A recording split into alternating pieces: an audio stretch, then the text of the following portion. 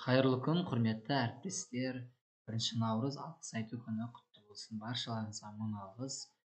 Осылай мен YouTube каналымды қолдағандарыңыз үшін баршаларыңызға үлкен алғысымды білдіремін.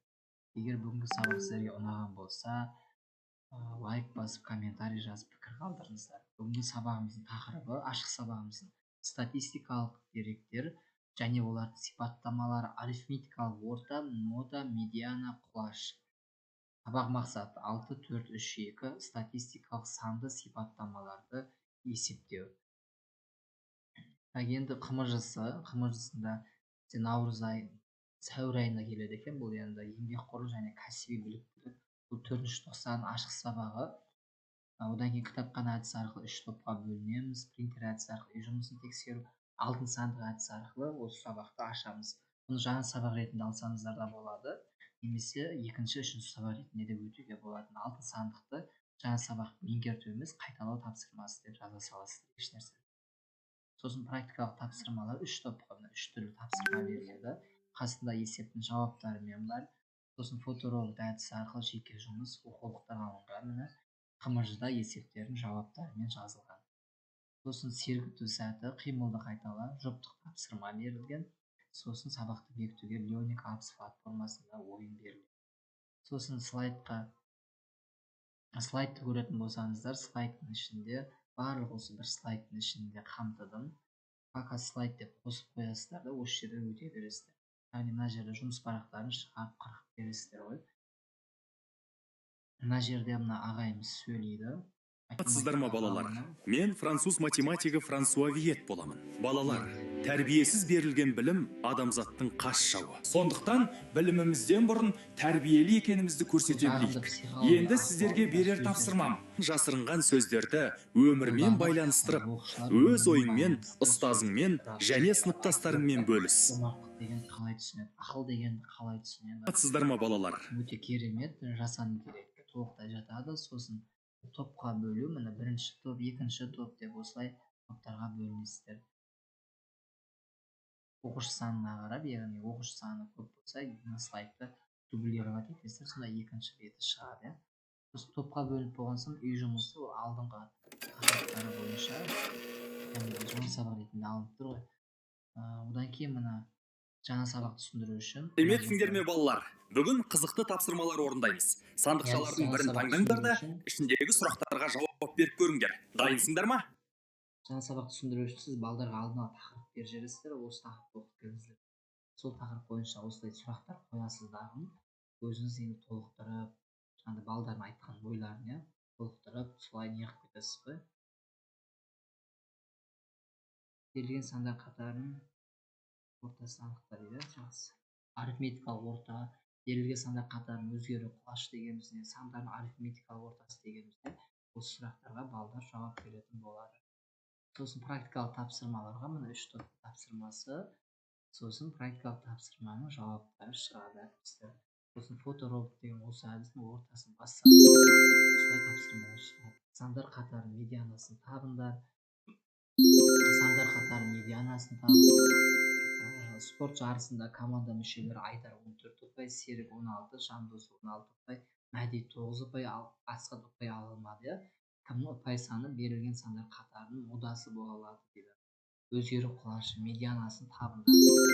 Сосын көңілділер және тапқырлар сайысында Марат 7 ұпай, Айман 4 ұпай, Зарина 8, Самат 5 ұпай, Дина 6 ұпай жинады. Берілген сандар қатарының өзгеру құлашы неше ұпай? Берілген сандар қатарының медианасын табыңдар дейді. Мына жақта ауа температурасы бойынша тамыз айында орташа температураны, яғни арифметикалық ортасын табады әріптестер. Одан кейін орташа жылдамдықты табады, сандардың ортасын табады. Барлығынан бәрін кітаптан алдым. Есептерді өзгертуге болады. Өте керемет. Сосын қимылды қайтала дейді ютубтан. Сілтемен басса осылай шығады. Сілтеме қырып үлкен экранға қосып қоясыздар да балалар қимылды қайталайды. Қазіргі көп жатқан әдіс қой. Одан кейін жұптық жұмысқа тапсырманы береміз. Сосын жауабымен. Одан кейін сабақты бекітуге Learning Apps платформасын алдым. QR-кодты кіріп алады. Осы жерден былай кірсеңіздер болады, сілтемен үстін басып. Қазір көрсетемін сіздерге. Осылай бірден кіріп кете аласыздар Learning Apps'та. өте қызық сабақты бекітуге 8 бас сондай тапсырма алдым жеке жұмыс ретінде. Әр оқушы жеке орындайды. Сандар қатарының медианасын табылды. Медиана дегеніміз не еді? Жалпы сандарды өз суретімен жазған кездегі қақ ортасында тұрған сан еді. 11, 13, 13, 17, 19. Бұл жерде 17 болады медианасы. Сандардың модасын тап дейді. Мода деген сөз ең көп қайталанған. Олай болса, мына жерде ең көп қайталанған сан бізде 12 екен. Сандардың құлашын тап дейді. Құлаш дегеніміз үлкен мәннен, үлкен саннан, яғни кіші санды азайтамыз.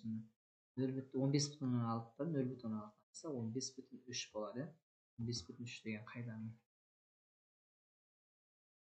Сандардың арифметикалық ортасын тап дейді. Мына бәрін қосса 40 болады. 40-ты 2-ге бөлсек 8 болады әріптестері.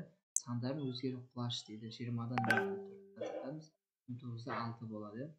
Осылай сандардың өзгеру құлашын тап дейді. 7-тен 1 айырсақ үлкен саннан 6 болады. Оқушылар арифметикалық ортасын тап дейді. Так, енді бұл жерде 40 бәрін қоссақ 40 14-ге бөлсек 10 бола ма? Так, сандардың модасын тап дейді. Ең үлкен сан 77. Мода деген ең көп қайталанған сан ғой, иә. Олай болса, мода деген 77. Сосын болғаннан кейін былай флешканы бассаңыздар дұрыс көрсеткен жаңа. Егер балалар қате орындаған болса, мысалы, қызыл жанады, немесе бұны жеке орындап тұрсаңыз да болады, немесе үлкен андай тақталарыңыз болса, әр топтан оқушыларды кезекпен шығарсаңыздар болады. Арнайы уақыт бересіз. Әр топтан, мысалы, 2 оқушыдан шықса болады. Сабақ бойынша қатыспайтын оқушыларды шығарыңыздар. Сосын ең соңында кімнікі дұрыс болды, осылай тексересіз. Қате болса, қызыл жаңа қояды. Барлығы бір слайдтың ішінде. Сосын мына оқушының аты жөндерін жазып қоясыз. Мына жерге мақсат, мысалы үшін бүгінгі сабақта 8 балл алды, Арайлым 9 балл, Бексұлтан 10 балл, Айым 7 балл деген сияқты. Осылай балдарын қойып көрсетсеңіз болады. Екі бет, яғни 20 оқушыдан көп оқушыларын алған ғой. Кері байланысымен сабақты түсінсе, барлығы маған түсінікті болды десе, міне жасыл қара үйге кіреді киіз үйге. Ал сұрағым бар десе, мынаны басады, маған қиын болды десе, қызылды басады. Егер оқушыларыңыздың басының көпшілігі жасыл киіз үйге кірсе, онда сіздің оқу мақсатыңызға жеткеніңізді білдіреді. Үй тапсырмасын бересіздер. Назар қойып тыңдағандарыңызға үлкен рахмет. Сау саламатта болыңыздар. Қазір YouTube WhatsApp нөмірімді жазып қоямын.